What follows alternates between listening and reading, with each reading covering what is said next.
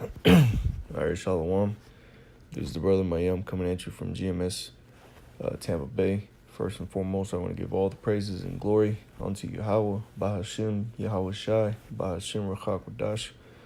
Double honors to the elders, apostles of Great Millstone, and much blessing and salutations to the Akim around the four corners of the earth who are diligently pushing out this truth and sincerity. So I just want to do a quick video on a dream I just had that I just awoke from. Very spiritual dream. Pretty long dream. But I want to get down to the main point, to where the part that really stood out, that really meant, that was really the more of the spiritual judgment that's coming. All right, because basically, I'll get into a few scriptures, but let me first just describe the scene. Basically what it was, lead up to the point to where, I had just gotten back to an apartment, and it was in my mind, it was basically, where I stayed at. I don't stay in an apartment now, but it was in an apartment, and it was a really high building. But nonetheless, I lived with two other brothers. One of the brothers being the brother Ash from here in Tampa, and then I want to say that the other brother that was there, I can't remember off the top of my head right now, but I want to say it was the brother Itazawam from Atlanta. If memory serves me right, it might have been the brother Ariel from our camp, from out here in Tampa, but I want to say it was the elder Itazawam from Atlanta was there with us, and we were discussing something. I can't remember exactly what we were discussing, but then I remember going out to the balcony, and it was kind of like when you open up the doors, it was kind of like shutters. You open up the doors, and it's like a little balcony. It's nothing too big or anything like that. Maybe like 2 or 3 feet, out from the doorway out to the little railing. And then basically what you basically saw was just basically like a big drop off. Like, it was a really tall building, so we were really high. And then there was basically just like a little scenic view, I guess you could say. You can, off in the distance, you can see like a bridge. It was kind of like a valley was out the window, basically. And I remember going out to the window and looking to my left, and there was more apartment buildings. And I could notice one of the apartment buildings was open, the same as my balcony door was open. And I can see in there that there's 2 other brothers. There were 2 other brothers over there, and I can't remember if I said something to them at that point or not, but nonetheless, I went back into the apartment, and we were talking something, and this is where things started getting really, really crazy, because I wouldn't say crazy, but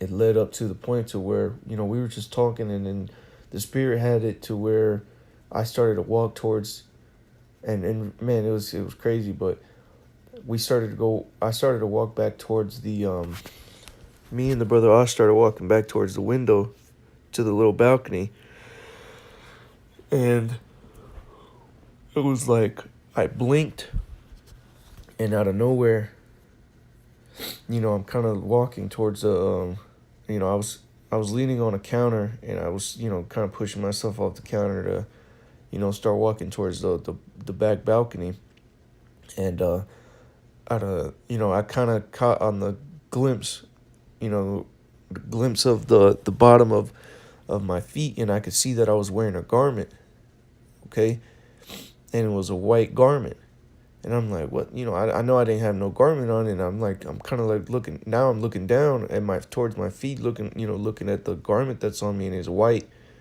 It's all white. And then I'm like, I start looking, I look up and I look at the brothers, and they're both wearing white garments as well, you know? So, and let me get the scripture real quick, because this is the first scripture that popped to mind when when I saw this. This is 1 Corinthians chapter 15, verse 51. It says, "Behold, I show you a mystery. We shall not all sleep, but we shall all be changed in a moment, in the twinkling of an eye, at the last trump. For the trump shall sound, and the dead shall be raised incorruptible, and we shall be changed." All right, and that's what came to mind, because it was the white garments. And let me get this real quick just to tie that in with that scripture about being changed. All right, this is Revelation chapter 3, and I'm gonna start at verse 4. It says, "Thou hast a few names, even of Sardis, which is one of the seven churches of Asia Minor, which is modern day Turkey." It says, "Which have not defiled their garments, and they shall walk with me in white, for they are worthy." Verse 5, "He that overcometh, the same shall be clothed in white raiment, and I will not blot out his name out of the book of life, but I will confess his name before my Father and before his angels." All right. And so, that moment that I got up, I was pushing myself off of that counter to go walk towards the balcony with the brother Ash. We were changed, in an instant, and we were changed into those white garments. And at first, when I'm going through the dream, I didn't think anything of the white garments. I just thought they were white garments. But when I woke up, I remember that this is what it was talking about, because we're gonna be made pure. We're gonna be made pure, and so, at that instant when we changed, I could tell that we were different. We felt different, even though we kind of looked the same. We still looked the same. We were different. I remember my voice being louder. It was deeper. And then I remember going out to the balcony again, and I looked over to the left to the brothers that I had seen across the way at the other apartment building next to us, and they hadn't been changed yet. They still hadn't been changed. They didn't have the white garment on. So, I kind of wondered, I was wondering to myself, why they hadn't been changed yet. But then the scene changed, and me, the brother Ash, and the brother Atazwan, we were walking through a city. We were walking through a downtown. And it was basically, we were walking through the city. We were kind of crossing the street, but there was it was like we were kind of under bridges. There was a bridge, but there was roads underneath the bridge so people would, drive through and stuff like that. But there was a lot of traffic happening. There was a lot of traffic. It almost seemed like people were trying to leave. People were trying to leave, but there was so much traffic, and there was cops everywhere. And I want to say there was even a barrier, like a checkpoint, so to say, from the military. But nonetheless, people were honking their horns, people in their cars, and we were just kind of walking through like nothing. People weren't really looking at us or anything like that, but we still had those white garments on, and we were walking through the city. And I remember we were talking about, us getting the spiritual powers, because I remember being, going back to the apartment. I remember being on the apartment, that balcony, after we got the white garments, and I kind of closed my eyes and took in a deep breath and kind of had my arms out, with my palms up. All right, Salakia, the Satan, trying to hinder the lesson, but nonetheless, back to where I was at. I was at I was sitting back on the balcony, with my eyes closed, and I was taking in a very deep breath, and I had my arms out with my palms up, and I remember thinking to myself, that I wanted to kind of levitate, and I kind of lifted up off the ground a little bit, But nonetheless, going back to, right after that, the scene changed going back into the city, and we were walking, me, the brother Ash, and Atazwam, we were walking through the city, and we were discussing about how we got the white garments and how we were changed, in an instant. And we were kind of wondering why those brothers hadn't been changed, and we kind of got the conclusion that, some brothers were going to be changed, and get those, spiritual powers, and some brothers were not going to be changed as yet, till things started going down. And we kind of figured that's when we kind of came to the conclusion that things were about to go down. And at that instant, the clouds started forming, and it kind of got a little gloomy. And then from the top, brothers, on a cloudy day, you can't really see the sky or the sun or anything. But then when that happened, I remember we were looking up at the clouds, and, out of nowhere, you could start to see the chariots start to come on top of the clouds. You can see the light of them through the clouds. And first it was one, then you started seeing a bunch of them, and it was like a bunch of small lights in the sky, and people were looking up, and you can hear people screaming and shouting, pointing, and we, us three brothers, we knew what it was. We knew that they were the chariots of the Lord, because, this world deems the UFOs, the chariots of the Lord, as UFOs, unidentified flying objects. But the scriptures talk about the chariots, and a lot of scriptures. I'm not going to get in right now, because my point of the dream is not to go into the chariots, but the chariots started to come down, and we started giving all praises to Yahweh Bashim Yahushai. We just kept repeating it. Kal halal Yahweh Bashim Yahushai Bashim Ruchak Wadash Barakatah. We kept repeating and we kept getting louder and louder and louder.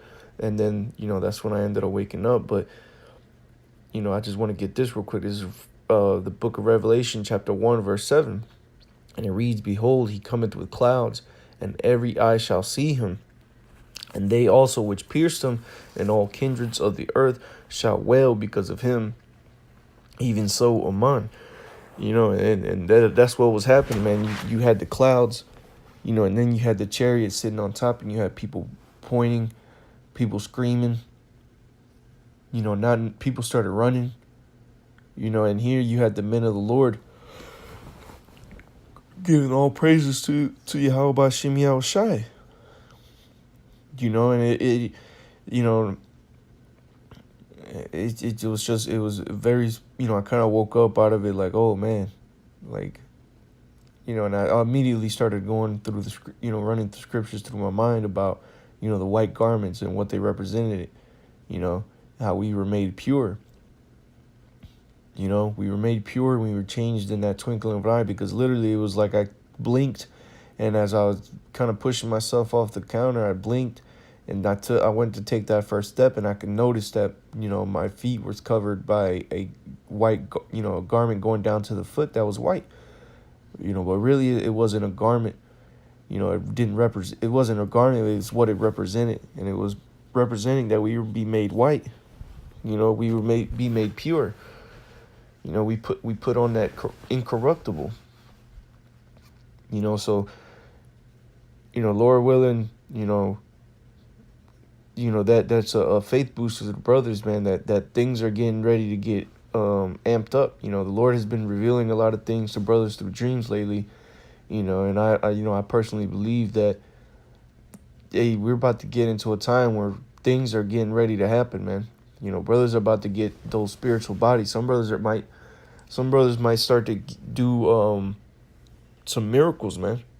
Brothers are about to come into that. Brothers, we're about to come into that time where some of us are gonna begin to do miracles out here, and things are gonna start to change. Things are gonna start to happen. All right, we're there, man. We're there. We're at the end. All right, things are not gonna go too much longer, brothers. So brothers continue to endure. Brothers continue to push on. We're about to be changed. We're about to be made pure. Let me read this again in Revelation 3. Now I'm going to start at verse 3. Revelation 3, verse 3, it says, Remember therefore how thou hast received and heard, and hold fast and repent. If therefore thou shalt not watch, I will come on thee as a thief, and thou shalt not know what hour I will come upon thee. You see, because even though no man knoweth the hour that the Lord cometh, we have to hold fast to what we know, to what we've been taught and what we've heard. All right, and we have to continue to watch, because if not, because what we're watching for are the signs that the Lord is coming. That's what we're watching for, and brothers are watching, man. We see the signs. We're seeing the signs that the Lord is getting ready to come back. Brothers are having all types of dreams. You had that Edomite that was in that coma. I believe that was the brother from Dallas, right? Who spoke to his wife about what he saw. You know, there's things happening around the world that we're seeing. The watchmen are seeing and knowing that we're in that hour, man. But what if you don't hold fast? If you don't continue the things that we've been taught, the Lord is going to come on you as a thief. And then what? You shall not know what hour I will come upon thee, meaning the Lord. You're not going to know then, because you're not going to be able to identify the things, man, because the Lord is going to take that spirit from you. All right, verse 4. Thou hast a few names, even in Sardis, if I'm pronouncing that right, which have not defiled their garments, and they shall walk with me in white, for they are worthy. All right? And brothers have to be confident that we are worthy, man. We're pushing this word, man. Ain't many people out here pushing his word in its truth and sincerity.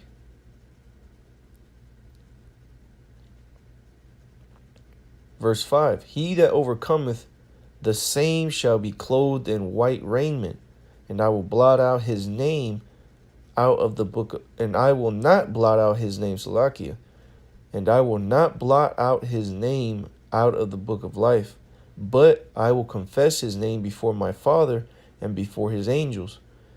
Okay? So we have to overcome these last few bits of things in here that we have left. All right? And if we do, the Lord said that he wouldn't blot out our names out of the book of life. All right? So continue to push, brothers. Continue to push, because we are about there, man. Things are about to move. The wind is changing. All right? Just wet your finger and stick it in the air and you'll see. The wind is changing and things are going to go. The wind is getting ready to pick up. Let's put it like that. The wind is changing